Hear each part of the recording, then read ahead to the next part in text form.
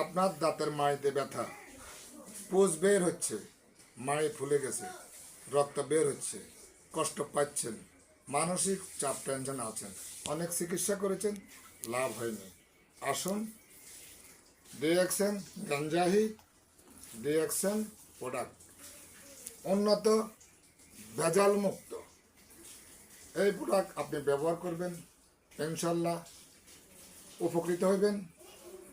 আমি আমার পরিবারকে ব্যবহার করিয়েছি, উপকার পেয়েছি।